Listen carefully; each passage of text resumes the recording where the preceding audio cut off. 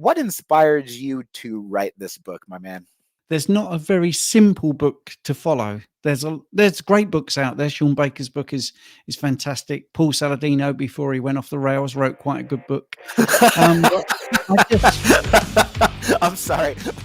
Hello, carnivores, and welcome to session number 52 of the #1 bodybuilding podcast in the United Kingdom. And an extra welcome to those new to the carnivore diet. And here's why. For our 1-year anniversary of this show, we decided it would be appropriate to once again feature a guest from the UK. So Stephene Thomas, BSc Hans, is a highly sought after carnivore and keto coach. He is a specialized practitioner in obesity and diabetes. He is a certified personal trainer and co-host of the annual Carnivoreathon live stream health seminar coming out again soon in July. Looking forward to speaking alongside you and the rest of the panel again this year, mate. Stephene has been an enormous help in all of the work that Mark and I do with our clients and has made many appearances on both of our shows. As of this recording, we have officially published every single Wednesday for a year straight since Mark and I started this show the same time last year. We are just getting started. Even when my family moved from Portland, Oregon to here in rural Montana, I never missed a week publishing because I knew that this show is a priority. The truth is too important not to be heard. And that's Mark's and my commitment to you who are listening. So thank you all again who have supported us from the very beginning. Looking back at how much fun we've had, how much we've learned, and how many topics we've covered, finding answers to your questions concerning how to best live life as a carnivore, we have realized that we don't really have an episode dedicated 100% to getting started if you are a beginner. Kind of an important topic, right? So if you are brand new and brave enough to get started yourself, Stephene Thomas has a fantastic ebook that is simple and straight to the point. I have it right here in front of me. It's because I printed it out, actually.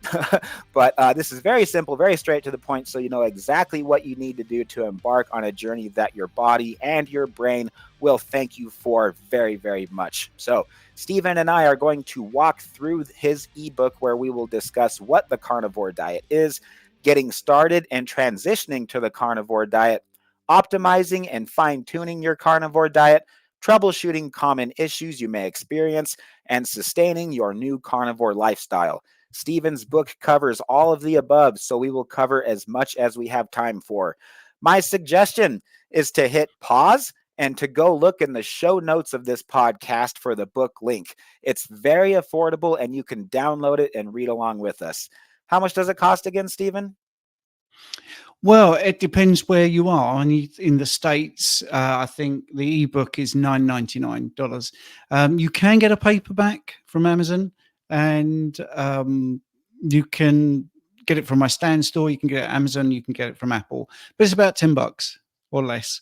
The paperback, I think, is going to be about $15, something like that. Excellent. Thanks so much. All right, everybody, 2 quick things before we get into the meat. Number 1, here is our Spotify podcast review of the week. It is from Vitalijus Sivakovas from Lithuania. Another great show. Keep doing it. I really enjoyed listening. That was in response to last week's session, which was number 51, 46-day Lion Diet Recap with WNBF professional bodybuilder Danielle Fisher. Thanks again, Vitaly. Danielle is on the cutting edge, showing what natural bodybuilders can do with the carnivore diet. Glad that her words inspired you as much as they did me. All right, and now time for our CCC, Carnivore Coaches Corner, L.I.S.S. Lots of acronyms today, but L.I.S.S. stands for Listener Inspiring Success Story. I'm actually not talking about cardio, so don't worry. This week's L.I.S.S. is from Kimberly Marine. Nurse Kimberly is what I call her. She's a good friend and an RN, registered nurse, listener of our show. I'm going to play that recording for you guys right now. My name is Kimberly. I'm 35 years old and I am day 36 carnivore. The first thing I noticed, day 3, my energy levels were through the roof. It was insane. I felt 16 again. I never got tired. at the end of the day before carnivore, I was very uptight, very wound up tight, and I couldn't relax. So after I started, I was able to finally also relax at the end of the day.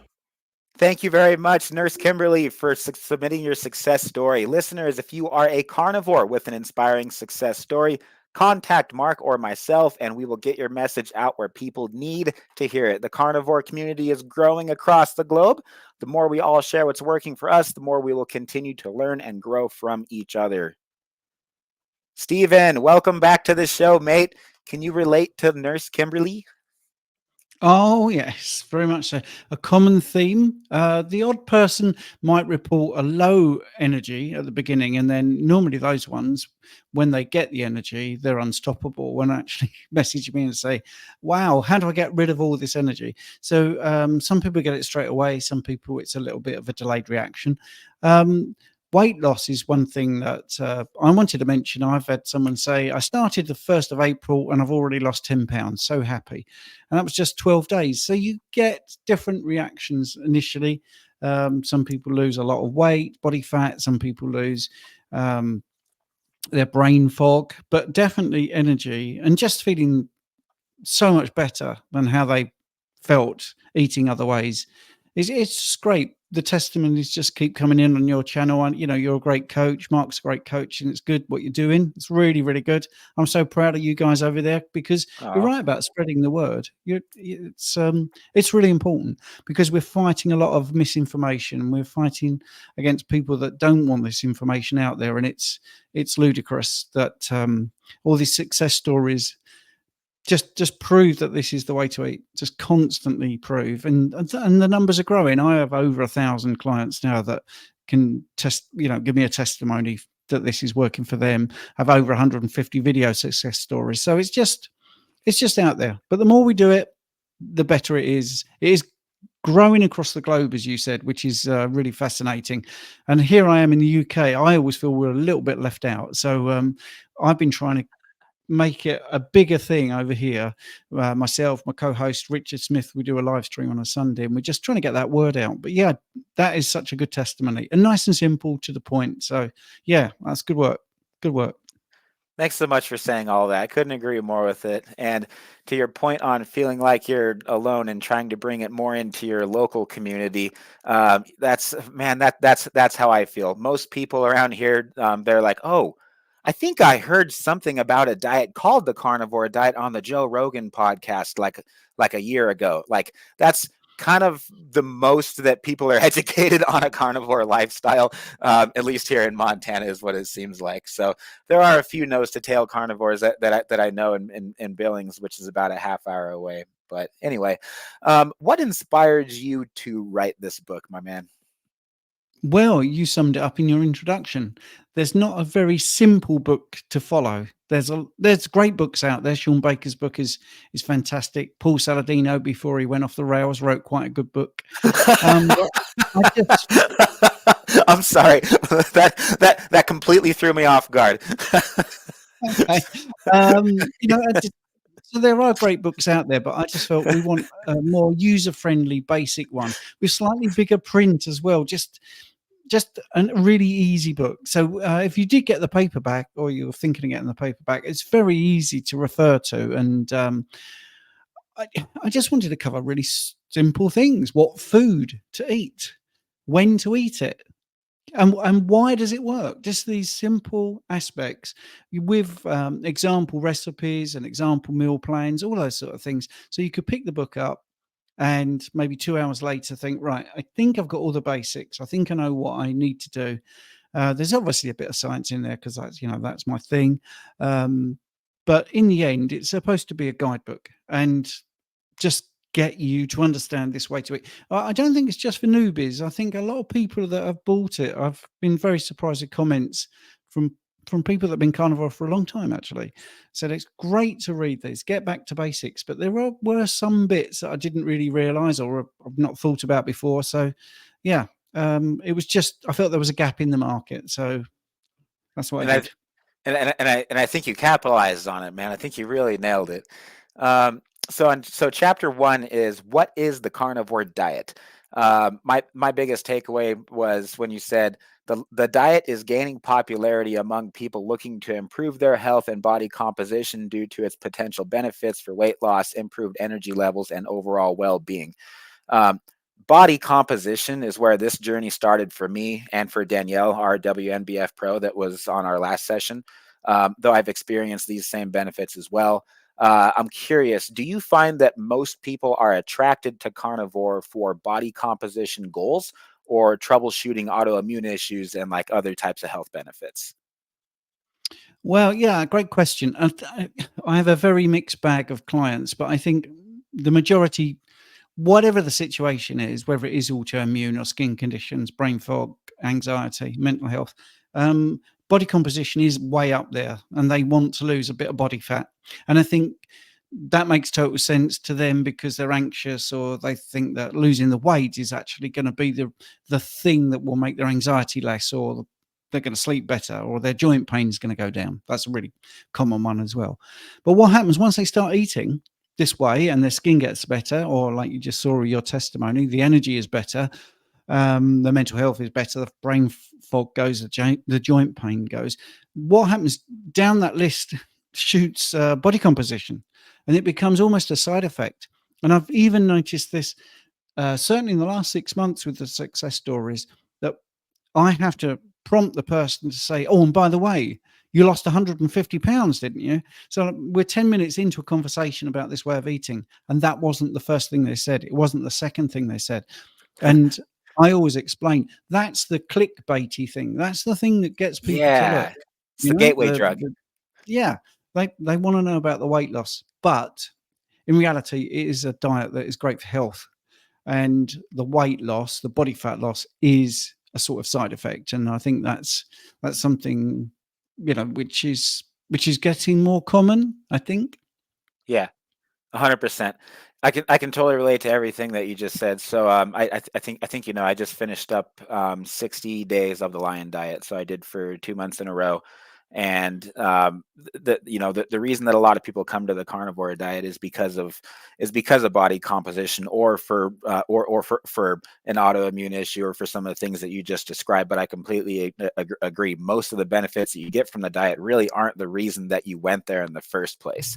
And so my biggest successes that I feel like I got out of the Lion diet was really just if you're listening, you can laugh if you want, but self-confidence. I mean, when you say no to caffeine, when you say no to everything sweet, when you say no to carbs, when you say no to everything that's not red meat, water, salt for a certain period of time, your confidence just builds more and more and more every single day. And so your mindset and your habits are as important as the technicalities of how exactly you're doing your diet and what exactly you're eating every day too. And so I just wanted to piggyback off of that and say that's one of the biggest benefits that I've received as well.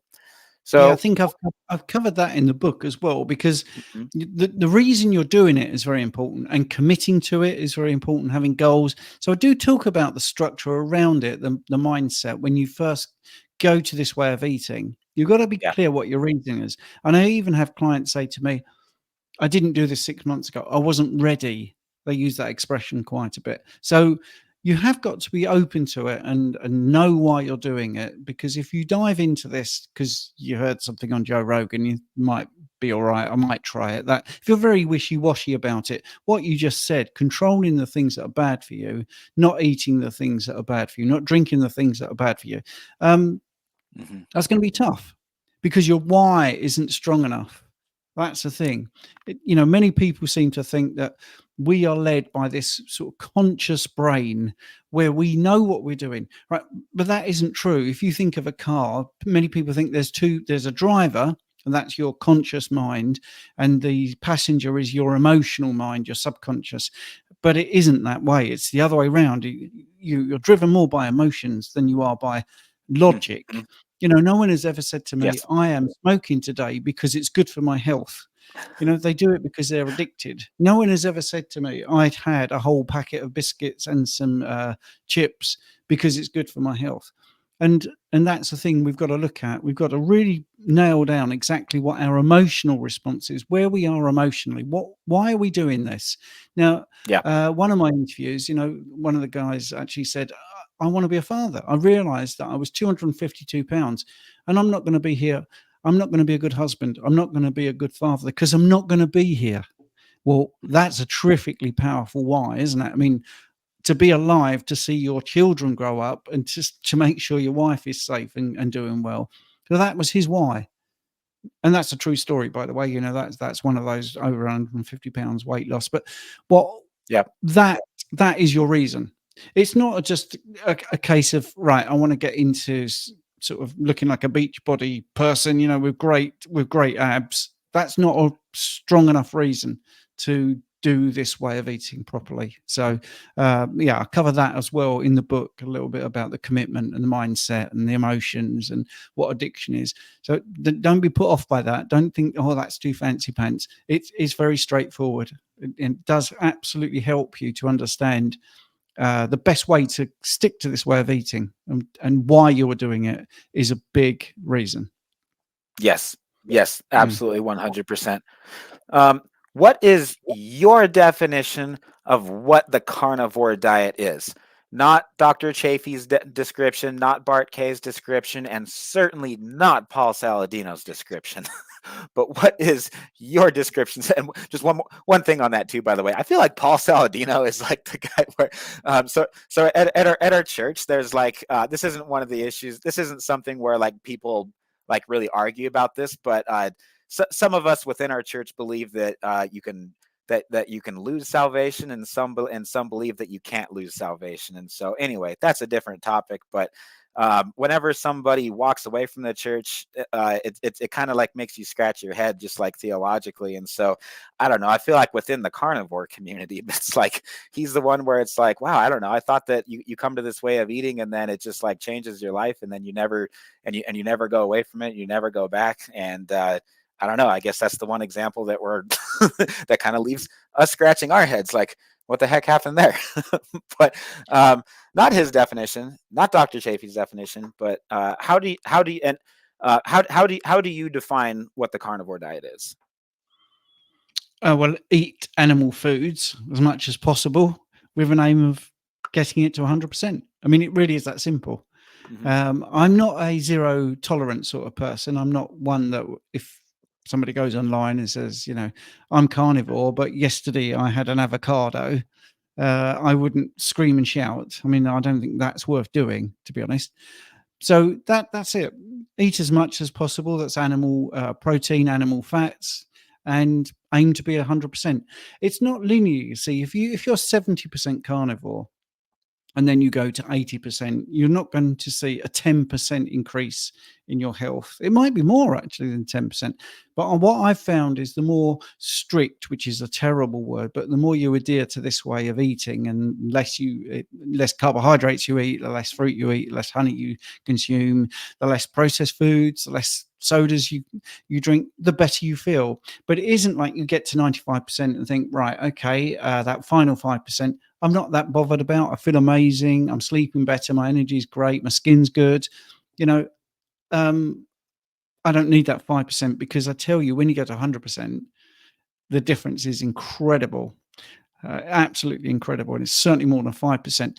Now, I would say, just if anyone is picking up on the fact that there are zero tolerance people out there, and you do comment and you do start this and you're 85% carnivore and you still like apples from a tree in your garden and stuff like that, and you get some abuse online, ask them if they drink water, and then ask them if that's an animal, and ask them if they consume salt, and say, is that an animal? Because they're not animal products.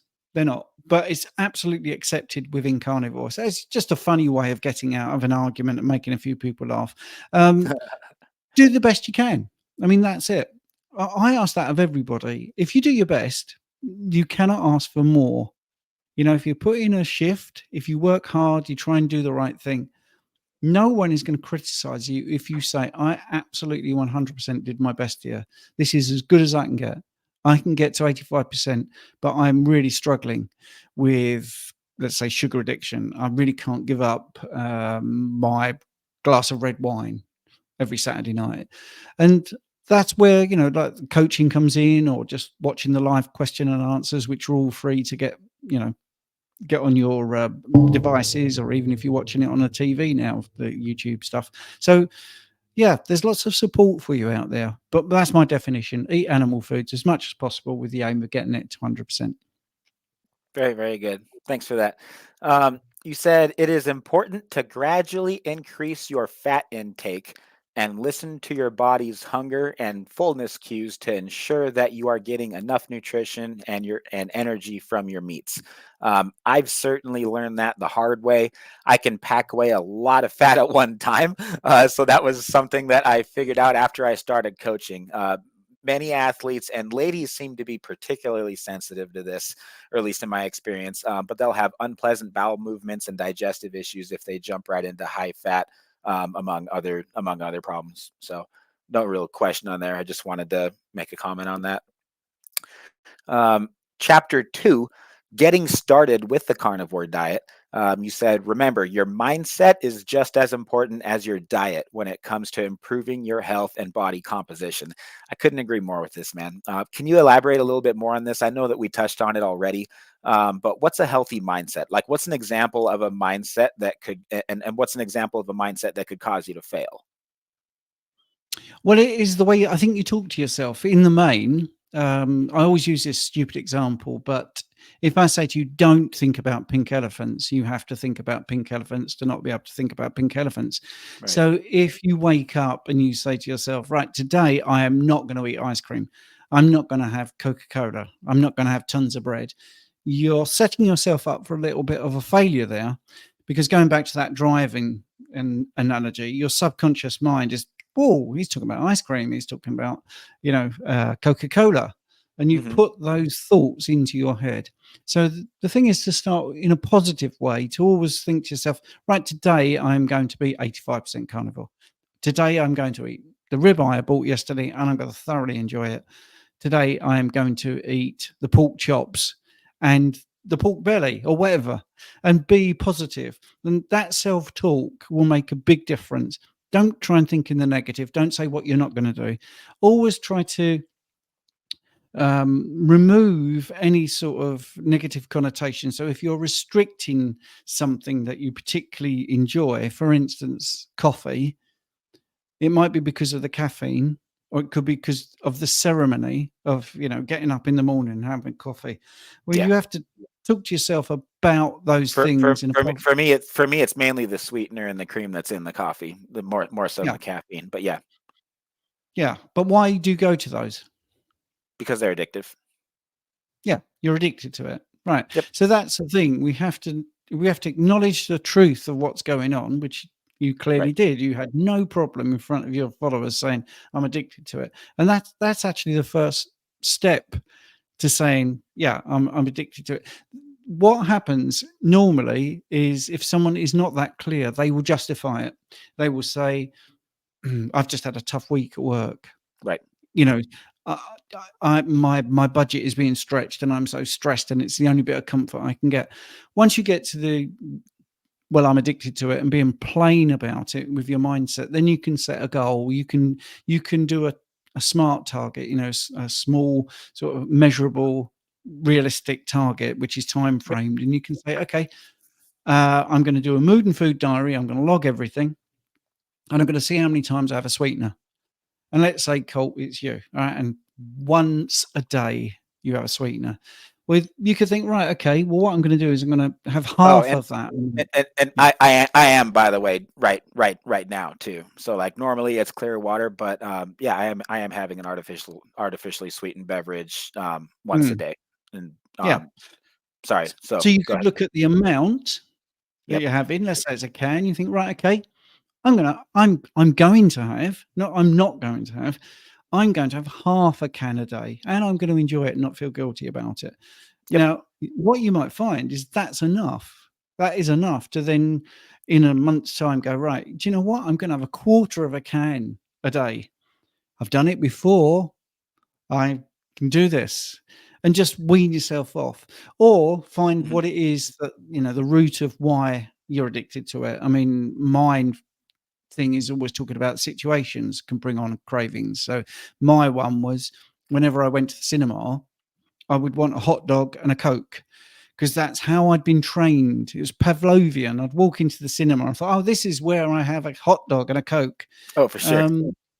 So I replaced that with bacon, which I cooked up, or my wife cooked up actually, chopped it up into little strips, put it into a little Ziploc bag. And instead of having that, I replaced it with bacon. Do you know what? It was a million times nicer. It was absolutely a pleasure. So I just reframed everything and retrained my brain to expect that. So that's the point of the book as well. It's just to explain these sort of things and to just go positive, even with things that, I'm now going to say something negative, even though you're taking stuff out. Don't look at it that way. Just think you're doing something positive for your health, the way you speak to yourself. Like I say, today I'm going to be 80% carnivore. Tomorrow I'm going to be 85% carnivore. And then on the weekend, I'm going to be 90% carnivore. And if you give yourself goals and then you achieve that, you're constantly patting yourself on the back. And it does make you feel good because you're controlling your life rather than it controlling you. Wow, that was such an incredible answer, mate.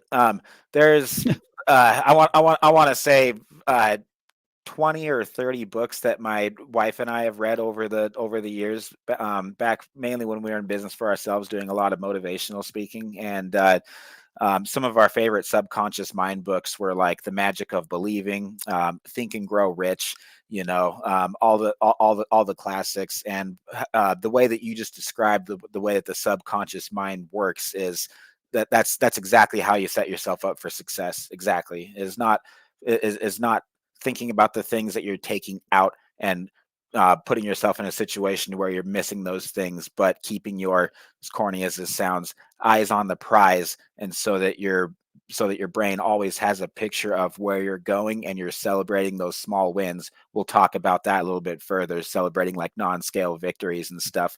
But so critical. And I actually liked how you started talking about transitioning like right away, and versus like a cold turkey approach, and then more of like a gradual transition. So I think that's a perfect segue into chapter 3 then. Chapter 3, transitioning to the carnivore diet. I used to be addicted to Thanksgiving leftovers too, by the way. I don't know if I ever told you that. But yeah, I just decided the best thing was to quit cold turkey. So anyway, probably funnier for you in the United States too, I guess. But anyway, so I used to transition everybody cold turkey. That's just kind of what I used to do. And while this works sometimes, I think that people should be cautioned. And so lately I've been transitioning those new to the carnivore diet more slowly. How do your clients typically see the best generally? Cutting all plants cold turkey, or taking them out kind of one at a time? Well, it varies because it is down to the person and their personality. And when I speak to them, because some will say, abstinence is the thing. They'll say things like, I'm an all or nothing sort of person. Well, to try and talk them into a slow transition is not worth it, because you're going against the grain, and that's kind of like a tough guy mentality, like I can do this. Yeah, and they like that and they thrive on it. So I offer a lot of free sort of support when somebody does coaching with me. It isn't like 30 minutes. I mean, it is 30 minutes, but then I have online troubleshooting forms and progress tracking, and there's lots of things I can do. They all get my personal WhatsApp, and they can tell me everything they've eaten at the end of the day, or every single time they eat or drink something, take a picture and send me. So they got this instant accountability, good or bad, if it's something, so it does. Sorry to interrupt. It keeps you accountable as a coach though too, right? Because like I do the same thing. And so we use text messages or WhatsApp if it's an international client. And as soon as I get a text message of what they're eating, I respond back with a picture of the last thing that I ate. And so when because when you're surrounded by people locally, man, like it's, you got to keep your head in the game too. And if you got people that are reminding you of following the plan that, that you believe in as much as they do, then I just think it goes both ways. Yeah, Iron absolutely. I mean, sharpens iron. yeah, I mean, I try to reply and sort of add some value to every sort of reply if I can. But I think it does depend on the person, what their background is. So, for instance, if they've been vegan, vegetarian, calorie restricted, fat restricted, you know, eating a whole lot of fat is going to be problematic because their bile production may not be up to speed, their stomach acid might not be where it should be, and basically they're going to find it difficult. Digestion might be hard, and it's going to put them straight off. So if their background sort of gives me some idea that it's going to be difficult to go all in, then a slow transition would be recommended. And I would explain why that is. And bile production and stomach acid is two of the things. I maybe won't be as sciencey as that. I might just say, look, it's going to be difficult to digest. So we're going to have to remove a certain amount of carbohydrate, certain amount of plant material, but then the next week when your bile production's up because you're eating slightly more fat, you're eating slightly more animal proteins, your stomach acid is going to improve, when I say improve, be more acidic, and your bile production is going to be enough to emulsify the fats. Then you can start eating more and more carnivore and less non-carnivore stuff. And I just try to explain it that way. If you restrict calories in any way, then you restrict micronutrients, you restrict macronutrients. You are actually saying to your body, we're going to give you less of what you need. So they've come from this. This is why we see a lot of people with thyroid problems. This is why we see people that are really struggling with mental health or brain fog, those sort of things, joint pains. So it is just a case of there's no one size fits all, but definitely you have to look at the person's history and what sort of person they are.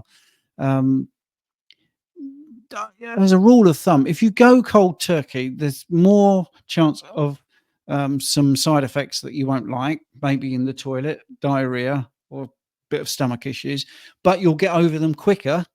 You'll come out the other side quicker. So that's the benefit of cold turkey. Whereas the slow transition, as the word says, it's slow, but you may have less side effects or issues, toilet issues, whatever. But it's going to take you longer. Yeah, those are always fun conversations to have. Can I just say as well, you might like this. I mean, I actually say, and I got this from a client, you have to change beliefs. That's another thing. You have to change beliefs and habits. That is a big thing to get into, because if your habit is 7 o'clock in the morning breakfast, 1 o'clock lunch, 7 o'clock dinner, because that's what I've always done, and I've always got a snack in between, well, they're habits, but they're also beliefs. There are some beliefs there that, when I say, why are you doing that? Oh, well, it's better for my blood glucose. It's like, why do you think that? And you re-educate the person. So that is a big part of transitioning, is you're not just transitioning eating food, you are transitioning how somebody thinks and how they get through the day. Your entire understanding of what food is and why you're eating it in the first place needs to mature when you do the carnivore diet. And if you're not there yet, then getting into the carnivore diet should help you a lot with that. You start becoming more in tune to your body. It's like it's like you can see your entire body on the inside, like with a microscope, like you've never really been able to before. But there's so much cloud and brain fog to where it's hard to be able to tell the difference in between, and it's hard to tell exactly what each food is doing in your body. If you're on a standard American diet and you're having 3 macronutrients, 4 if you count alcohol, and like some people say that there's like a 5th one, and then like you add everything up, and it gets really hard to pinpoint what's working for you and what's not working for you. It's just like if you have a workout program where every single workout is completely different, you're not following and you're not following the same. Like one day you're doing cardio, the next day you're doing weightlifting. It's like, no, it's like pick something and stick with it and see how it affects your body. So a couple of recent examples that I've had with slower transitions, if I could just share with you, I'd want to see what your perspective is on these. Okay, so Emily from the UK and Samantha from Virginia, on the US, opposite side of the US as me. We did the same thing with both of them. They both just signed up with us new as of this last year. So we removed all fiber first and increased their consumption of fatty meals. Started by taking out fiber, up their fats, and then 1 week at a time, I ask, what's your least favorite food on your plan? Like whatever they're enjoying the least. So we talk it through, and my goal is always to get them closer to beef, butter, bacon, and eggs, wherever they're at. And so if they're like, you know what, like I'm really not enjoying fish as much as I used to, it just doesn't taste as good. And so I say, okay, let's take out fish. I'm just like, my goal is just to get them as close to those main ingredients as I can. I don't, and so you can probably tell I've been talking with Dr. Kiltz a lot because of that. So from there, we reintroduce fish, chicken, dairy, whatever they're wanting to put back in as they fall into their unique patterns. I'm just curious as to what you think of that approach, and if that is kind of similar to how you do things. Well, I like that. I like the approach. It's very simple. Taking out fiber is a sort of game changer for a lot of people, or taking out wheat. It does depend what they are eating when they come to you. So, I would agree with that. I mean, I think that is excellent. What's your least favorite food? Now, so what you're doing is you're dialing down to go more sort of elimination and just get them to feel optimal. So then you can reintroduce, which is an interesting take. I quite like that as an angle. I don't go through such a prescribed methodology as you. I sort of not wing it. I know what I want to do, but I do like to keep the people engaged. We'll come on to the reasons I'm saying what I'm saying in the next chapter, I think, when we get to optimizing.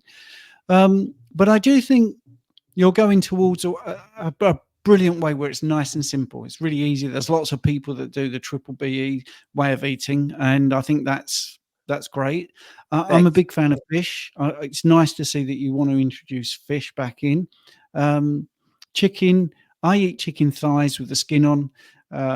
But I think some people find it problematic. Some people do. Same with dairy. So it's all about finding what is causing the problems, isn't it? Because if they thrive on BBBE and you introduce fish and they're fine, then you introduce chicken and they're not fine, you go, oh, hello, we found something here that maybe they didn't know. So I understand what you're doing because it's great. And then you could introduce dairy and their body composition could go not where they want to go, and you think, right, okay, so dairy might be the thing that's putting a bit of body weight on or a bit of fat. So I like it. I think that's excellent. I mean, how far are they on their journey now? How's it been going? They're both about 2 months in, 3 months in, and so far it's working great. We've especially because they're so strict and consistent with what they're eating. Sometimes they're both on cutting plans right now, and so like if they do go over on their macros, then it's just more of the same food. It's just like more butter and more beef or more eggs or whatever. And I always give them the green light on that. I'm like, if you're still hungry at the end of the day, then I mean, unless you're on a competition prep, it's not worth it to be hungry every day. And so eat more of the same food. That's your body's way of saying like, hey, look, like I need more of those nutrients, right? And so if you're craving ice cream or something, then okay, no, that's not actually hunger. So that's we just have these conversations every day and take it one day at a time. So it sounds a lot like the way that you do things. And actually, I'm so relieved that you used the word that you used the word "wing it" because I certainly hope that I'm never doing that, and I know that you're never doing that either. But I just had a consultation with someone that has worked with Robert Sykes a lot, and I mean. Robert Sykes is very, very, he's very, very by the book and very systematic and like, okay, we're in this phase of your prep and this phase of your prep and this phase of your prep. And that's exactly how I did my competition preps. And that's how I coached everybody, like basically by his books for a while. And I learned a ton from it. But at the end of the day, I think there gets a point, correct me if I'm wrong, where like a lot of it becomes art more than science. And so it becomes a matter of talking more about your emotions and and this is something that I'm sure that he does with all of his clients too. But a lot of the changes that we even make in people's plans, like I can't even explain why we're making the change, but I'm just like, I don't know. After this last half hour of talking, I'm just thinking that we need to put eggs back in your diet, you know, and it's like, that's what we came up with. and then, you know what, usually it works and sometimes it doesn't. And then we go, okay, well, we learned something. Let's take a step back and like, okay, did our macros change more than we think they did or whatever? So sorry, we're getting off topic. Yeah. Well, I mean, the thing is, you can always justify what's going on because you're reacting to their response.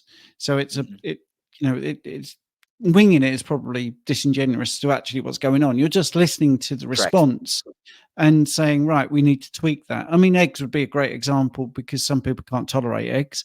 Some people can't tolerate the white or the yolk. But, if you're looking to get the full set of amino acids, an egg is perfect, and you could justify it quite easily. If someone's saying my muscle mass is not going where I want it to go, you could say, well, let's increase the eggs because you've got that perfect, the 9 essential amino acids perfectly aligned. Yeah, they're 48% bioavailable compared to meat, which is 32%. So we're going to give you a sort of 15% increase in the bioavailability of amino acids by just having a few more eggs. So you can justify the reason. When they're trying to, the big food, the big cattle producers, when they're feeding their animals, they know exactly what amino acids those animals are getting. I mean, they literally do it to such a perfect amount that they will get the animal they want at the end of it. Well, we're animals, so we can do that. We can say, right, okay, our biceps are not growing, our muscles are not growing as well as we'd like. So we've got to do something. So we've got to look at maybe how we're training, or we've got to look at what we're putting into our body. What's actually not working. Rest obviously is another thing. But anyway, I like your approach. It's good. Good stuff. Thanks for that. I just put eggs back into on that note after 2 months, and feel great today. Duck eggs though, way better than chicken eggs, and and just covered them, and I mean, like, they were literally like soaked in bacon grease, man, just like as much, like all of the bacon grease that I could possibly get on it. so good. Okay, chapter 4, optimizing your diet. So when starting the carnivore diet, it is important to include a variety of animal-based foods to ensure that you're getting all the nutrients that your body needs. So I guess my question for you on that, Mr. Steven, is what if someone just wants to go straight to beef, bacon, butter, eggs without fish, organ, meats, or anything else? Like, can I'll give you an example if that's okay. Of one of our clients. All right. Okay. Okay. Do you want to talk about your client first before I answer that? No, go ahead and answer, and then I'll go ahead and talk about Micky. Okay. Well, I would say why. And they're going back to the reason. If they say, I want to do I don't want fish, I don't want that, I would ask them, why have you come to that decision? Now, good answer. That I'm just consistent, because that could be the game changer. If you have someone that wants to do a certain thing, I would never say to them, that's rubbish. You need to do this, this, and this. I would say, right, okay, what is your reason? Why have you come to that conclusion? And let's say they said, well, I think I'll stick to it. I like those foods. I've done all my research. I've seen 10 success stories and it just appeals to me. Well, that person's going to do it because they've convinced themselves. All right. So that's fine. I would rather that approach and go with it, because I think you do need to listen to your clients, because that client's not going to adhere to the plan you're going to then produce and say, well, hang on a minute. All right, you need more eggs. You need salmon and mackerel, because you're immediately arguing with that person. You're immediately giving them lots of reasons to not go with you as a coach, because they're intelligent. Now, if they came to me and said, well, I'm going to have sandwiches, I'm going to have cake, I'm going to have a bottle of Coke every single day, that's a different kettle of fish, because that makes no sense in this way of eating. And I think, I'm using a ludicrous example. I've never had that. No one's going to do that. But then you would have to step in. You don't want people to be irresponsible and doing the wrong things. But the worst I ever get is someone saying, I want to do this, but I really like an avocado with my scrambled eggs, Well, if I'll always use the same expression. Is this a game changer? Is this the thing that's going to break this diet? If I said to you, don't have an avocado, and if they say, well, yeah, I really, really like it, I was okay, well, let's start with that. Let's do it. And let's review it in a month's time, see if it's still beneficial. The more you eat carnivore, the more you might, open up your mind to, is this plant food a good thing? So I think it's just being open and a bit more fluid. Like I say, going back to the book, I remember that it's not just about food, although I sort of said it's about what food you eat and when you eat it. We are changing lots of other things, like meal frequency, for instance. So you're changing habits, social interactions, you're changing the visuals of the food as well, because, a pork chop on a plate looks very different to what they're used to. Totally. If you're a chef and I'm in a restaurant and I say, please, can you send out a steak with nothing on it? They just can't do it because they're a chef and it doesn't look good, Yeah. So you are changing everything. Yeah. You got to remember that it's not just, oh, you're dropping Coca-Cola and you're now going to have water. It's so many other things. And I think my principle when anyone talks to me is I've got to give that person every reason to stay carnivore, every reason. And I've got to give them no reasons to not do it. And the moment you start arguing is you're not encouraging them to do that. Right. But you are in your mind going to guide them. Wow. In a nutshell, everything just seems to keep coming back to mindset. That seems to be the common. That seems to be the common theme of the last 45 minutes. Really, which is awesome because that's everything you do is driven by how you think, isn't it? And yes. Your emotions, everything, right? Everything. But that doesn't mean if someone comes with something really bizarre, you're not going to embrace it. So if I was training a sprinter and they said, look, when I start, I don't want to be looking where the finish is. I want to look behind me and turn around and spin and run. Now, common sense would say that's not going to get that sprinter anywhere. But you'd let that sprinter do it because there's two things that's going to happen. One is it's not going to work, so you don't have to say anything. Or two, it's going to work and you're going to become the best coach in the world because you just let them try it. And they must say that for a reason. They must have, nobody says things just because they're saying things. There is a reason behind everything we do, every single action. If you get into script editing, and there's a line in a script, the actor will go, and I know we will take the mickey out of actors, what's my motivation? But the actor will say, well, why are they saying that? Why, I need to know why they are saying, are you looking at me? Because there's no one else here. You must be looking at me. I want to know why is that? Why is that an important line? So I think everybody I coach, I try and hang on every single word because there is always something in there that might go, right, I get it now. I get what this person is about. And I just feel that although this book is for newbies, I think it is for everybody. And I do think there's things in there about mindset and motivation and goal setting, which you could apply to anything in life, to be honest. Yeah, absolutely. I love how much you're talking about avocados too, because Taylor, my wife Taylor, that's the one thing that she actually recently introduced, and otherwise I think she's pretty much just nothing but meat and dairy outside of that. Hasn't had bread in quite some time. On her birthday dinner, you would have been really proud of her. It was her birthday a couple of weeks ago, and she asked for ribeyes. So we actually got New York steaks with real big fat caps on the edges, and we put a birthday candle in it and watched a movie together. Okay, so I'm so glad that you answered that question first and explained it the way you did, because I think that I know exactly what your response is going to be to how I've been working with these couple guys. So Micky was one of my first carnivore clients actually years ago, back when I was transitioning everybody cold turkey just because I didn't know any better. So I took him from a standard American diet straight to just nothing but steak and butter every day.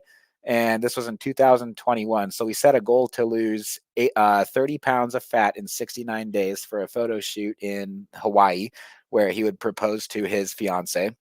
They're still married, and so it worked. But he not only reached his goal, but he improved his bench, his squat, and his deadlift, because he's a power lifter. This guy's way stronger than I am. He made noticeable muscle gains, particularly in his chest. He's been a regular Salt and Skull Bells customer ever since, and like I said, still married. And then Wendy, our Minnesota client, she's been on our show multiple times, but she eats nothing but ribeyes and salt every single day. I mean, not only restricted to the point of red meat, but seriously just ribeyes every day, and has been doing that for a long time. She doesn't feel restricted or like she misses any foods. Doesn't feel like she's missing out on any nutrients from, like, fish, eggs, or like anything else random, because I mean, her body's getting everything that it needs. She listens to Dr. Anthony Chaffee a lot too. We're both fans of him. But I mean, I think in both of these cases, I'm just going to guess what you would say. I'm guessing that you would say that because their mindset isn't, hey, I'm going to white knuckle this and do this at all costs. I mean, certainly with Micky, that was part of it. But because both of them really enjoyed it and just weren't missing anything else, I didn't see any reason to rock the boat and reintroduce other foods. So it seems like your advice in chapter 4 overall is to optimize your carnivore diet to get a variety of animal-based foods. But I mean, if you don't want them and you're just thriving on 3 or 4 foods, then why rock the boat there? Do you think that's fair to say? Yeah, no, absolutely. I mean, that there's room for that, definitely. If people are thriving with just one thing, that's fine. And if you look in the animal kingdom, I mean, you don't go and shout out at a cow, stop eating the grass, there's not enough variation. That's what they're designed to eat, so they eat it, I just feel, don't forget, it's a broad brush approach in the book, so I want as many people as possible to be carnivore. And I think there's not enough influencers out there saying, about fish, the shellfish and all the different types of fish that you can have. And I do think the omega-3 thing is a little bit overrated, to be honest. So if people aren't eating fish, I mean, I didn't eat fish for 50 years because I was allergic to it. So I'm eating fish a lot because I love it, and I was restricted from it for 50 years. And now in the last 10 years, I actually really enjoy it. So I had sea bass tonight, and I really, really enjoyed it. But it's not a game changer. I'm not thinking, right, I'm eating this for omega-3s. I'm liking the variety. I like that, later on I had a fillet steak and, it was a great day of food. But I've got no worries for those 2 clients at all. You can get all the nutrients you need. And you know what, Stephen? They seem just kind of now. I'm thinking. I'm just kind of realizing that they seem to be the exception to the rule too. I think that I think that overall, generally speaking, with especially as short as you were trying to make this book too, I think that for like 99% of people that they do better with variety. Most people do. Yeah. Yes, people, what is happening? Hope everybody's good. So, if you're on TikTok, make sure you're following us on our accounts, Carnivore Coaches Corner. TikTok is flooded with fake coaches that give out horrible advice, shit advice concerning your health. If you don't believe me, get a load of this. We don't believe in keto. The metabolism was made to process carbohydrates. Carbohydrates are literally the fuel for your body. Time out. Fat is the primary fuel source for humans, not carbohydrates. Here's why. Because carbohydrates are converted to sugar, and then sugar is converted to fat via our liver, otherwise we die. Restricting carbs and forcing the body to find energy elsewhere makes your body work a lot harder and a lot less efficient. Protein is essential for life, and so is fat. Carbohydrates are not essential. Everybody knows this. Come on, bro. Common sense, science, and even the Holy Bible all strongly disagree with you. Carbs do not make you gain weight. Overeating carbs can make you gain weight, but so can overeating proteins and fats. If you're on keto and you're overeating proteins and fats, you're going to gain weight. Carbs just happen to be the easiest thing to overeat. Long-term low-carb diets destroy your hormones and metabolism, putting the body in a place where it's a constant struggle to keep fat off. Not entirely true. So you still need an endocrine response in addition to the excess calories in order to store it as fat. Or you can take my experiment, for example, where I kept my insulin low, and even though I ate an excess of calories of protein and fat, I lost weight and didn't gain any. Make sure you give us a follow over there, okay? We also post meal prep videos, workout tips, and tips from top carnivore doctors and nutritionists from across the globe. Now back to the show. Awesome. So, chapter 5, fine-tuning your carnivore diet. The most important aspect of tracking your progress on the carnivore diet is paying attention to how you feel. So, our competitive bodybuilders, like Danielle, for example, like she tracks her weight, she tracks her body composition, progress pictures, ketone levels.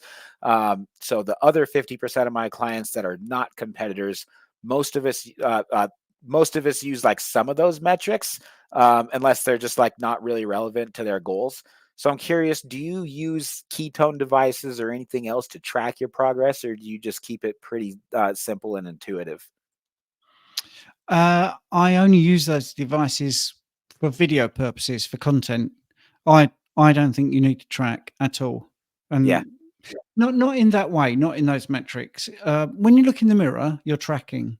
When Yeah. you sleep well, when you get up and you're full of energy, and you say to somebody, "Wow, I'm feeling like I could take the world on," that's tracking. You are tracking how you feel, what your energy levels are. This shirt, which I wear in as many interviews as possible, so it's easy for people to edit.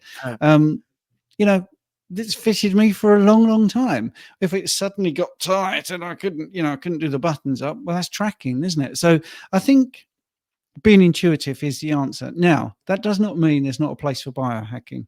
And certainly if you're a bodybuilder, I think Sure. if you want to be precise, you can be precise. I'm going to now put a fly in the ointment, because one of the reasons I suggest glucose monitors to people is to prove that they've been lied to about other foods. So if they come to me and they say, I'm a specialist practitioner in diabetes and obesity, and they come to me with all the stuff about, I've got to eat porridge first thing in the morning, otherwise my blood sugar will be really low. So I'm having oatmeal. I'm going to have some freshly squeezed orange juice, and I'm going to eat 6 times today, and it's going to be over 60 grams of carbs at least. Well, yeah, you track your glucose, because you will see that those foods are absolutely atrocious for you. So once people are eating this way, I don't think you need to do all those things. I don't think the scale is helpful.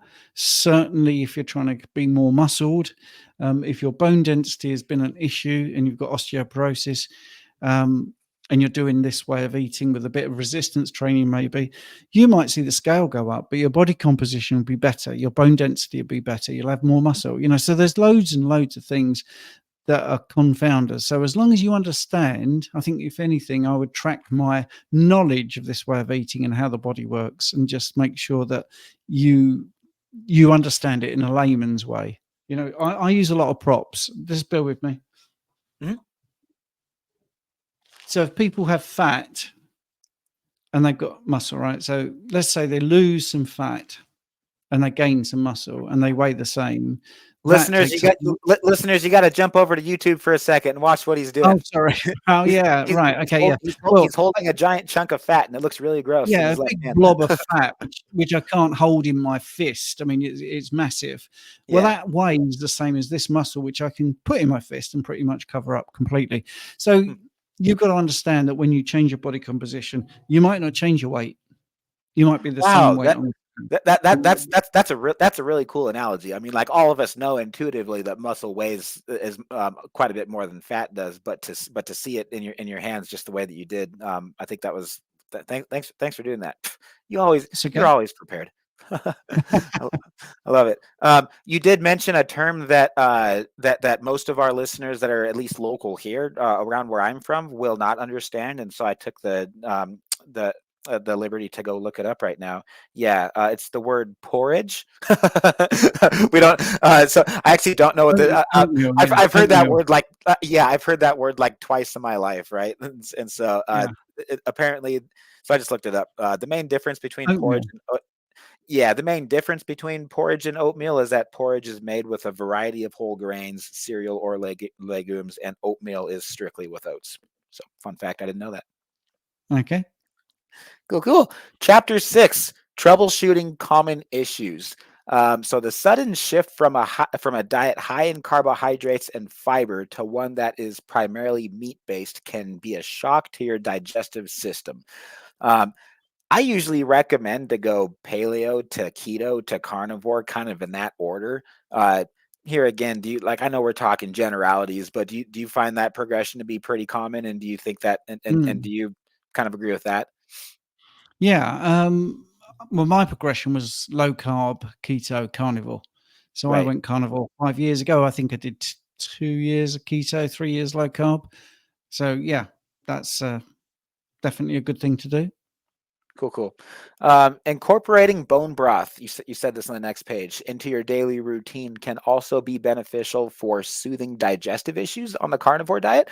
And I found that too, actually. So the foods that I've reintroduced as of the last couple, this is day 2 now of reintroducing keto bricks, Robert Sykes's product. So I have one of those, and then after that, it's let's see. Right now, what I'm eating every single day is just that venison, bacon, and duck eggs.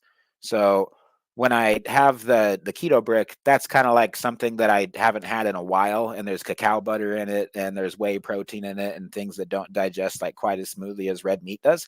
So I've been having a cup of bone broth with my with my keto brick because I feel like it does help the digestion. I don't know what the science is behind it, but I can agree with you on that. And so anyway, I just wanted to say that. But bone broth is so then you go on to say to talk about how bone broth is rich in collagen and gelatin, which can help repair the lining of your gut and improve digestion. So sipping on a warm cup of bone broth before meals can help prepare your stomach for the incoming meat.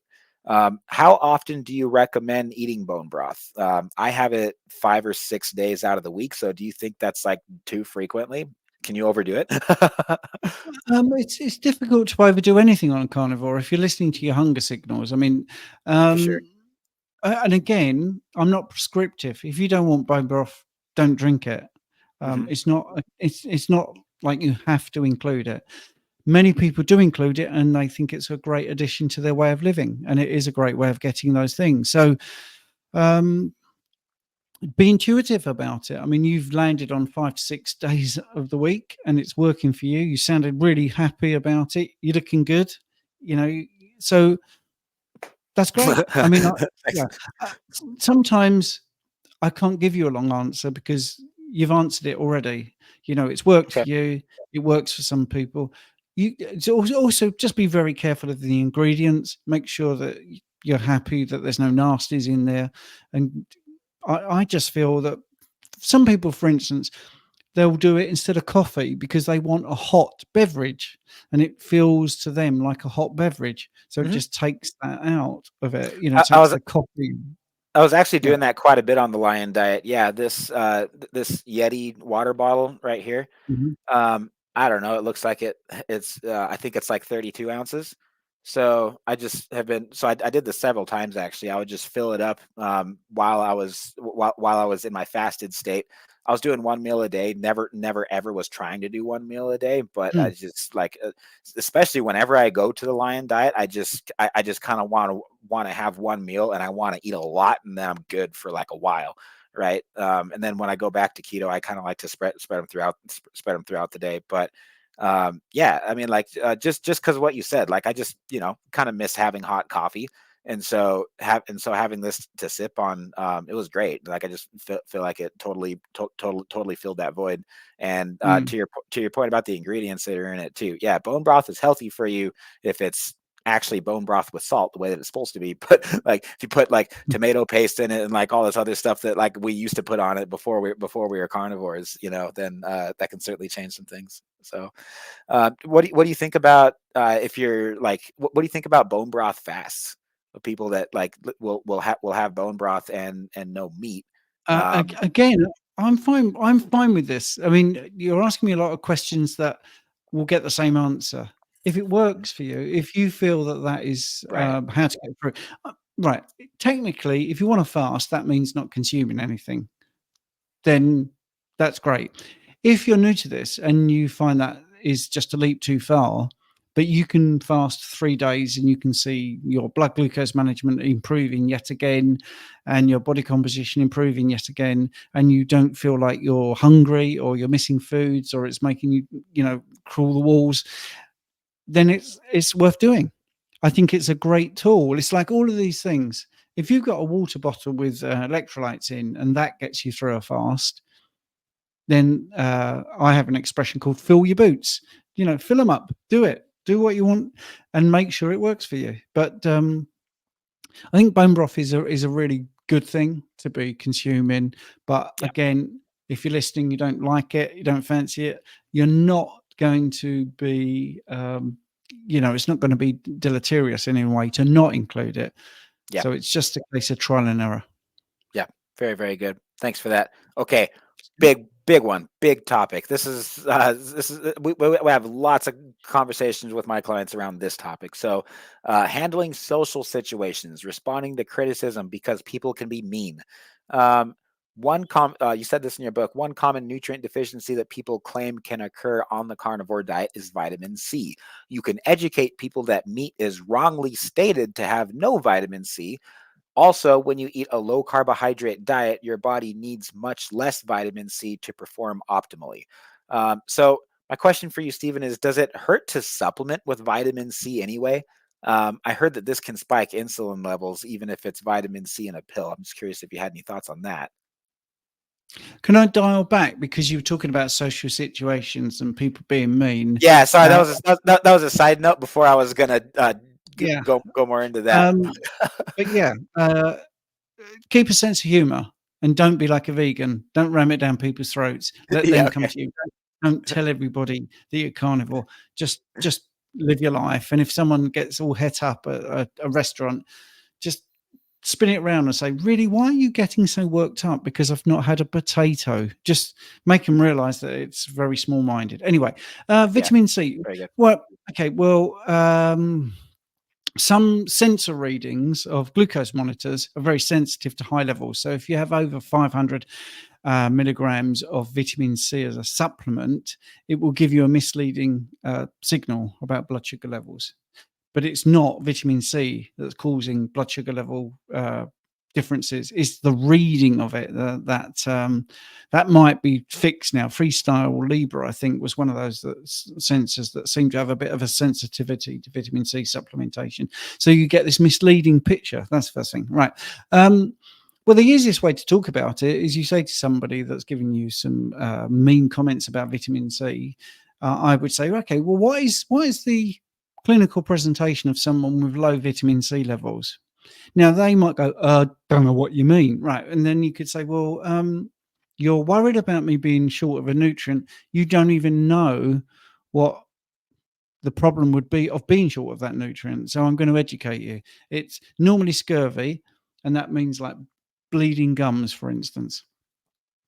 Do I look like I've got scurvy? No. Okay, right. Then I'm not worried about vitamin C levels. So it's educating. Maybe that came across as a bit patronizing because I was acting both ways. But if someone said to me, oh, you're going to be low in your vitamin C, I would definitely say to them, right, okay, what is the issue with that? Right. Yeah. What does that mean? If I'm low in vitamin C, how would it affect me? And most people won't know. So immediately they're just parroting what they've heard, but they have no idea what it is. Yep. Second, if they say scurvy, say, well, I haven't got scurvy. So, you know, it is that simple. And there is vitamin C in meat. So you're wrong. You know, I mean, that's a fact. There's vitamin C in meat. You can get into the fact that, you know, this way of eating, vitamin C is not competing with glucose for the same receptor. So you need less of it. All that's all true. But I don't think you need to get into that. I think you just need to say to somebody, I'm not deficient in it. Look at that. Look, my gums are fine. I'm fine. You know, so worry about me in a year's time if my gums are bleeding, but they won't be. Yep. Because it never happens.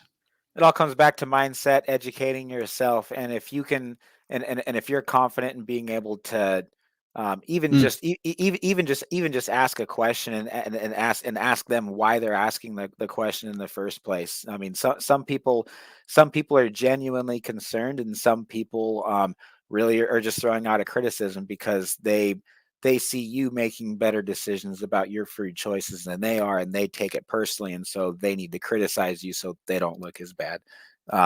And those people, just they shouldn't be your friends, right? going back to mindset. So pick better friends. Sorry if that sounded harsh.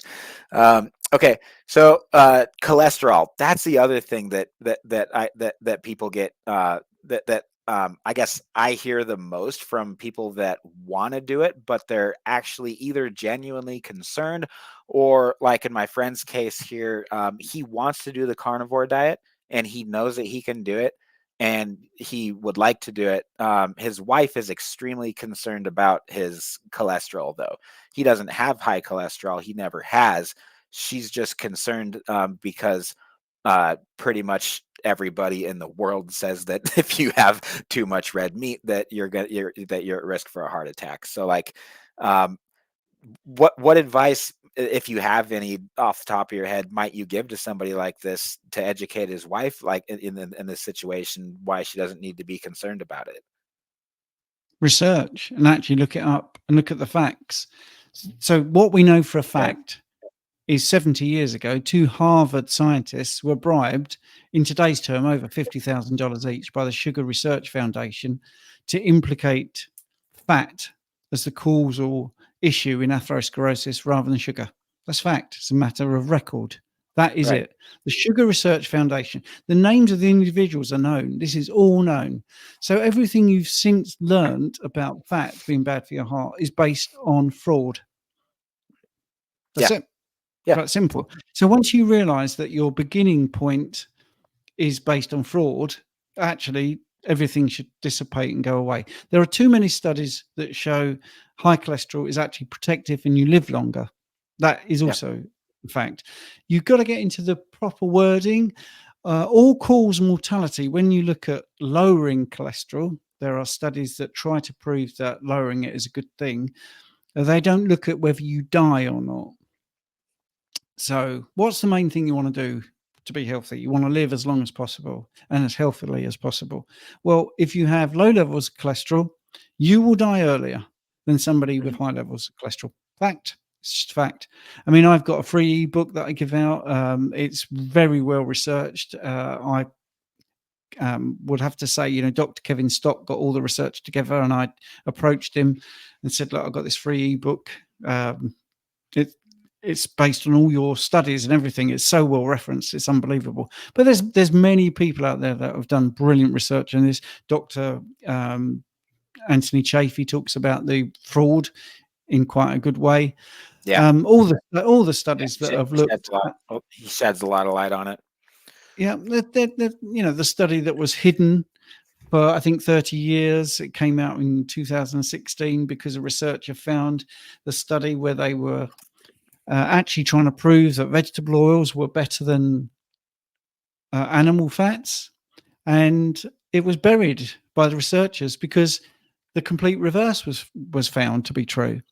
So you've got to look at who's funding studies, who's saying what they're saying and for what reason. The most profitable drugs in the world are statins, which is drugs that lower cholesterol, LDL cholesterol, but they're lowering the wrong type of cholesterol, because what happens, the mechanism of action is the liver has these receptors for LDL. Now, if you have oxidized LDL, low-density lipoproteins, which is not even cholesterol in the first place, is carrying cholesterol. It's a molecule, it's a particle that is a lipoprotein, so it's a fat and a protein. Inside is cholesterol and other things as well. It's circulating around the body. Where you get atherosclerotic plaques is never in the veins, even though it's the same particle. It's always in places where there's bifurcation of the arteries. There's always where it's not a laminar flow of blood. It's always where there's turbulence and high pressure. So there's all these other factors. Dr. Allo, A-L-O, was saying, oh, it's proof here. You can take an artery, you can damage an artery, and then you can introduce LDL and you will get an atherosclerotic plaque. That proves that LDL causes it. Well, what he's missing there is they haven't been able to get an artery that isn't damaged and put LDL cholesterol with that artery and then get an atherosclerotic plaque. So it's the damage to the arterial wall. So what's causing the damage? Well, then you get into blood clotting and you get into the fibrous process of blood clotting. It's just there's too many things that show that this is not true. So if you want to live longer, you should have higher cholesterol. Simple as Yeah. that. Yeah. So it's been a long day. I thought we were doing an hour, but we've gone way over. So I know. Sorry, I'm trying to wrap up. I respect your time so much. You mentioned a couple of things about statins and how they're the most like one of the most profitable drugs right now on the market. And this study that I'm holding in my hands right now, it's called ALS associated with statin use. A disproportionately analysis of the FDA's adverse event reporting system. Key points is past evidence has suggested that a possible link between statin use and risk of ALS neuron disease. Basically, this study goes through a lot of the side effects that come from statins and how it and how it actually atrophies your muscles. And you know what sucks is I had to pay $40 for this study. This isn't even this isn't even public knowledge. So and so to your point about how it is a lie that cholesterol causes heart disease in the first place, and how people will how people capitalize on it, and there's so much money in it, man. Like when my clients tell me that their doctors are recommending that they get on statins because they have high LDL, I'm like, dude, send your send your doctor a picture of yourself, because I know that they're in 10 times better shape than their doctor has ever been that is telling them to get on this stuff. And I'm like, ask them about your triglycerides. Where are your triglycerides at? And then usually those couple questions just make the doctor go, yeah, no, I'm sorry, I never mind, that you don't need statins. And then they kind of drop it after that. Okay. Yeah. Well, I'm going to add something here. You see, now you're talking about this, and I'm thinking this video might now be flagged up and taken off the air. And this is the problem with telling the truth about anything in big pharma, because they don't want people to know the truth. So even though you got a study you paid $40 for, and it shows categorically you got that problem, so you've got some facts there. I'm going to just screen share, if you don't mind, something. And it's frightening because you just want to tell people the facts, and many people don't want you to do that. So if you look at this thing here, I think if we can put it on. I think I need LDL to studies. Say add to stage. There we go. Yeah, right. So, I mean, this is a document I send out to clients, and it's all fully referenced. But I'll just get straight to the graph, and we just talk about the graph already. It's still one death per person, which is why this graph has this line at 1. All right, so everyone's going to die, and this is all cause mortality, which is what it's all about. And along the bottom here is LDL cholesterols, and as you go across the graph, it's higher and higher levels, up to 300 here. It's about 120 here. And you can see as you lower cholesterol, there's more and more chance of you dying, nearly twice as much chance of you dying when you get to this low level, which is under 60. Well, this is good data. This is proper data. The dotted lines are sort of confidence intervals, and if it's under the line, it even suggests that maybe high LDL is protective. Well, that graph alone is all you probably need. But I've got hundreds of them. I can just go through all of these different studies, and I do send these out to people, and it just shows you that, for instance, conclusions. Triglycerides and HDL-C were independent predictors, but what is much better is your triglycerides to HDL. And basically, I can just go through everything in here. I'm not going to actually do that, but there is so much evidence that it's not LDL cholesterol causing a problem. Wow, good. Thanks for saying that, because this is something that I know. I just didn't know exactly where the data was for that. So thanks for I'll send this to you. Triglycerides and high-density lipoprotein cholesterol. Basically, triglycerides. Oh, let's go to a different one here, because we've just mentioned that. Conclusion. And for listeners, I'm gonna put these studies in the show notes, guys. Just at least just the PubMed numbers. I won't bore you. Take it off the screen then. But I just want you to show you. That was fantastic, Stephen. Thank you so much for sharing that. Okay. Extremely helpful. Very, very much so. Okay, last topic that we need to cover is chapter 7. This should be a good quick one because I know it's your bedtime now. And then, sorry, I just have a very, very close friend that I wanted to ask for your perspective on this one. He stopped eating duck eggs because they have too much fat. If this was your friend, how would you politely encourage him not to avoid animal fats as his doctor is telling him to do because of cholesterol? Here again, I would say just the same thing that you and I just talked about, right? Yeah, and there's different ways. I mean, if that study doesn't do it for him, he could look at the fact that we've been eating this way for 350,000 years as Right. humans. And whenever they do stable isotope testing of the long bones of human beings, and they analyze what they were eating from every single continent, every sort of race in the long bones, it's always 80% at least animal proteins and fats. So over a third of a million years, we've been eating this way. So why would it be bad for us? It's a bit like, being in the sun's bad for you. It's just rubbish. There's no common sense to it. So humans are meant to eat fats. We're made of protein and fats. That's it. So why would we make fats? We produce them. So it just seems ridiculous. And also, our short chain fatty acids that are made by our gut microbiome, that's saturated fat. Humans make saturated fat. So it doesn't make any sense to me.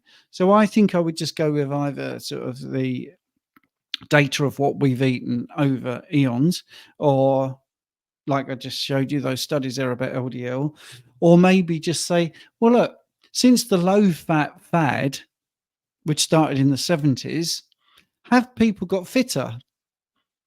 Have they got thinner? Are they less diabetic? And of course, none of that is true. I mean, that's really global and obvious. Since we've been going low fat, 0 calorie drinks and all that, we've all got fatter and sicker. So it doesn't seem to be any evidence in front of your eyes, walking around in the street, in shops, that this low fat thing is a good thing. There's no evidence of that. There's no evidence in the literature, in the studies. There's no evidence in the ancient bones of humans that are dug up over different periods. So there's nothing to back it up. But there is a lot of money in medications. Yeah. 100%. I just made a note of that timestamp so I can go share this with this gentleman. Thanks, dude. You're the best. Okay. Chapter 7, sustaining your carnivore lifestyle. Why is it so important to celebrate your successes along the way? Because life is about joy and being gracious and having gratitude and saying to yourself, you've done a good job. But I'm not talking about going out and having a pizza or a donut. I'm talking about setting yourself a goal and patting yourself on the back because you've achieved something. My wife does things like I'm gonna buy these jeans when I make it to this weight. Okay. I mean, I can give. So you can do a day where you just, I don't know, go to a sauna, go for a swim, some sort of pampering activity, and say, I deserve this because I look better, I feel better. You could make sure you do your favorite hobby, your favorite activity, something that maybe you haven't had time for. You just make time for it. You can share your achievements. I mean, we live in an age of, social media where you can put a picture up with your guns out or your abs out or holding the trousers you used to wear and pulling them out and showing people how much weight you've lost. And you'll get people commenting saying, wow, you look great, fantastic, good on you. That's good. Keep it up. Good job, whatever. I think some things that I like are old pictures of yourself on the fridge, So you can stick a picture of yourself on the fridge, and every time you go to the fridge, you can think, wow, I look terrible. Now I look great. That's actually going to stop you maybe getting the wrong thing from the fridge. But you could then also put a picture of you now, and that is your celebration, you see? So that really works. you could just, I live the same way as I speak and write about. So I improve my workspace if I feel I've done a particularly good job. I just think I might add a light here, or just improve my day-to-day enjoyment by just making something a bit nicer. I like going to the gym, so you could celebrate by going to the gym and just pushing yourself a bit more. Go and see something that you've always wanted to see. Visit a beach. Visit a town. Whatever you want to do, just do something. But I think actually being grateful for it is the easiest thing. A little bit of self-reflection. A little bit of, wow, I can remember when I was type 2 diabetic. And look, let's do my story. I'll do it. I do what I do. So I can remember when I was pre-diabetic. I can remember when I had a stress spot that looked like someone had smashed a strawberry against my head. I can remember that I was plagued with athlete's foot. I can remember that I was so worried about my lower left quadrant pain, and I had that colonoscopy, and I was 49, and I thought I was going to die of colon cancer. I ain't got any of that. Wow. None of that. Wow. Such an incredible answer. Thank you so very much for that, Stephen. What is the hottest project that you are working on as of lately right now? Like where are you the most active? If our listeners are going to go follow you on like your most active platform right now, where should they go? Wow, that is such a difficult question, because I have my app, the Carnivore Experience, which is on Google and Apple. Cool. Which is still being developed, and I'm taking so much feedback, but it's really nice because people have been friendly. The ukcarnivore.com website, I'm very proud of. I mean, I'm a one-man band. I just do it myself. Possibly my YouTube channel is, I'm very happy with that. A year ago, I had 2,000 subscribers, and now I've got 22,000. Oh, it's incredible. Yeah, one of my videos is just coming up to 250,000 views. So I think I'm doing the right thing there with the success stories. Yeah. But I suppose the thing I'm always the most enthused about is the thing I'm doing now. So I've written the books. For the last 15 years, I've been taking notes and making notes of my personal experience in the rehab, personal training. When I did my studies, my specialism in obesity and diabetes, learning in phlebotomy. And I had all these different skills, and then I just thought, do you know what? I should collate these into some books. So I wrote 5 books, basically. But I didn't write them from scratch. I just basically got all my documents together. You very kindly read the How to Be a Carnivore. So that's 5 years in the making.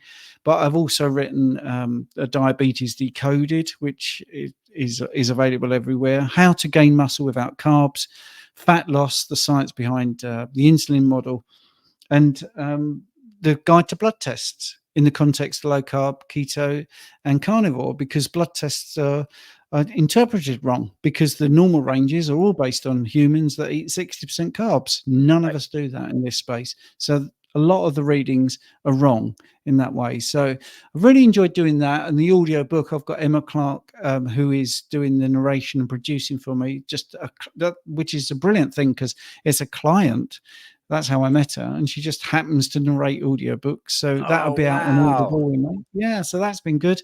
And I think, right now I'm doing the meal plan, and which covers all the nutrients. It does it in fat to protein ratios, or if you still believe in calories, it's got that there. And it's all meal plans which are personalized. So if you say, I want to be, 175 pounds, and currently I weigh 220, when I can do a meal plan that will absolutely get you to that if you follow it. And this is going back to what I was saying about your commitment and accountability and the goal setting. If you have a plan, if you have a map and you want to get from A to B, and the map gives you a route, if you follow it, you'll get there.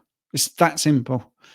It's really that simple. And, the more we do this and the more we help people, the happier I feel. And, like I say, I got that lady, she'd lost 10 pounds in 13 days. But I also have other people saying, in tears about how they've got rid of medications, how much fitter they feel, how their life has been turned around. the last 2 success stories, the people have actually said, this saved my life, saved my life. You know, so I haven't got one thing, Colt. Sorry, it's just too many things. But I love it. I love what I'm doing. It's hard. It's very difficult doing it on my own. But you know, I have to learn these new skills. So I do. It feels like you're on your own, Stephen, but you're not, because you and I have each other, and there's a lot. There's a lot of us that are connected, especially for this purpose. Yes. Yeah, that's true. Yeah. Wow. Well, thank you again so very much for not just the value that this adds to our listeners, but I mean, you know that like I feel like I'm going to college right now having these conversations with you and with Bart K, and you know, to the point to where it's like if I wanted to go further in my education, like, no, why would I do that? Why would I spend so much money knowing what I know now? And I mean, and really from just discovering the truth about what we should and shouldn't be eating. You know, it's not rocket science. And I think in your book, you just summed it up so beautifully. And I just know that this entire recording is going to be a very, very valuable resource for maybe someone that doesn't necessarily need a coach, or like or can't afford a coach. And if you're just really on a budget, I mean, guys, just get his book.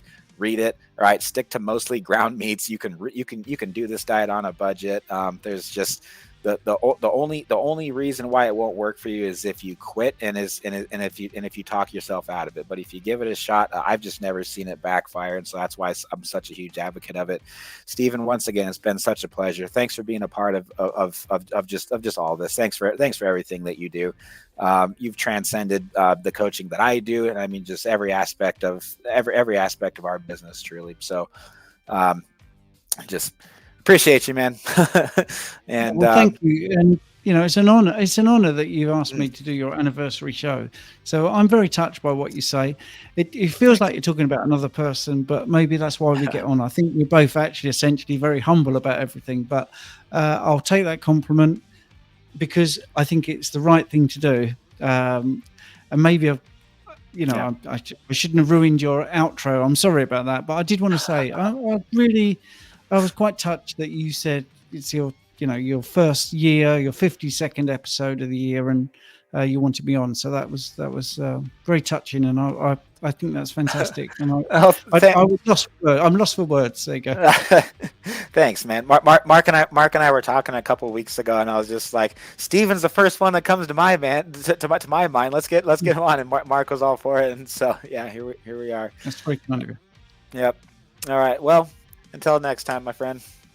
Hey, podcast listeners, just Coach Colt signing off with you guys. Thanks a lot for joining us for this entire interview with Coach Steven. All right, make sure to let us know what you thought of this one. You can do that directly from your podcast app that you're listening to on right now, or you can DM Coach Mark or myself on Instagram, and you can also email us your feedback, questions, and more specific topics that you'd like us to teach on next. If you need something motivational to listen to while you work out, look no further than our workout podcast called the SupersetYourLife.com podcast. We are way over 200 episodes, coming up to 250 now on that channel, and it is available on the same platform that you are listening to now. Just type Superset Your Life, just like it sounds, all one word, into your search bar, and you should see our black and white podcast logo pop up there. It is a podcast that is specifically recorded to listen to while you work out. We regularly interview professional bodybuilders and judges, top nutritionists, because definitely Stephen Thomas has been on that show several times, leadership experts, stand-up comedians, and top athletes from SupersetYourLife.com. We keep the focus on health first, bodybuilding, faith, and family. And my wife Taylor and I are the host of that show as of 3 years and growing. Coach Mark Ennis has been an enormous part of all we do there as well. Coach Mark and I are both on Instagram and offer private one-on-one consultations as well as coaching services. Links to schedule coaching calls can be found on our Instagram bios or in the show notes of this podcast. And one last reminder before signing off, leaving a review only takes like 10 seconds. So if you are on Spotify, where you can see in the show notes, right underneath that is where it says Q&A, and that's where you can tell us what you think of the show. We will respond when we record either the following week by reading your review or by discussing the topic that you would like to know more about. or even by getting to work on whatever critiques that you have about how we can continue to improve this show. And that is how we communicate as a dialogue. This is how we've been doing it for the entire last year. We plan on doing it this entire next year too. Why not? Let's go. That's how we communicate back and forth as a dialogue, not a monologue, in this very intimate conversation that we call Carnivore Coach's Corner. Share this with a friend if you found it helpful, and we'll catch you next week. It's probably going to be just Mark and I, and that's going to be session number 53 of Carnivore Coach's Corner. Much love. God bless. See you guys then.